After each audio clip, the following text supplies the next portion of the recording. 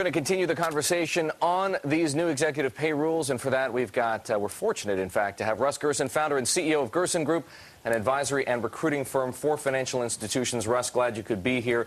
Obviously, this news is just breaking. You got a bit of a rundown from Lizzie. What do you make of what you've heard so far? It does sound a bit like what we expected. Yeah, I think it's what we expected. I think the question is, how it's going to affect these institutions and how it's going to affect their ability to retain and recruit people. And but there's clearly going to be much more government oversight on the whole compensation process. Well, let's talk about the impact on these institutions. Presumably, they're all going to be affected equally, at least apart from the ones that have received extraordinary assistance. So we might put, say, a company like Citigroup into that basket. But for the others, will it not be a level playing field?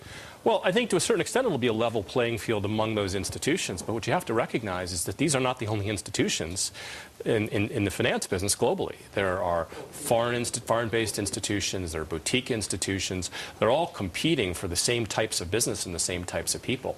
And arguably it puts them at a disadvantage to some of these foreign institutions and boutique firms. Now, this is obviously a very hot topic for debate. There are a lot of people, taxpayers included, who say, why chase the lowest common denominator? You've raised the issue of competition, but shouldn't there be some kind of middle ground, and does this not attempt anyway, these rules that we've heard from Lizzie, attempt to reach it?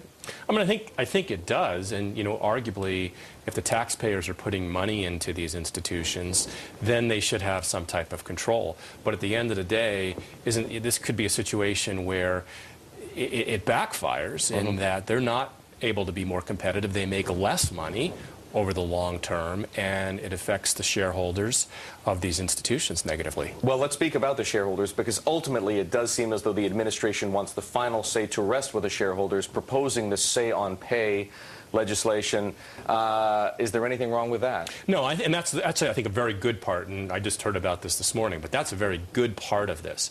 At the end of the day, the shareholders should be making the decisions, and I think part of the big problem that got these institutions in trouble was the fact that the boards and the shareholders' representatives in the boards didn't pay enough attention, and they let the management of these institutions mismanage the whole compensation process. Well, though that brings up a very important topic. The very same management that you refer to is in many cases still in place.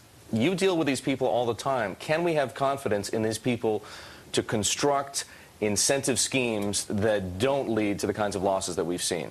It's a great question, and I think one of the reasons that the government feels that they need to come in and play a bigger role is because of that lack of confidence. And at the same time, though, it runs into the same issues we talked about before. Can they be competitive in terms of being able to motivate and recruit and retain professionals? It does seem like a circular argument, but at the end of the day, in order to break that vicious circle, something has to be done. Do you think that at least this is a reasonable first step? I think government feels they have to do it. I don't necessarily believe it's going to solve the problem, but there's a lot of populist pressure, and the government feels that they have to do this. And I think it remains to be seen whether it'll be successful, and these institutions will be better off because of it. A very fair assessment and great perspective. Russ, thank you very much. That's Russ Gerson, CEO of the Gerson Group. And we, of course, appreciate his being here.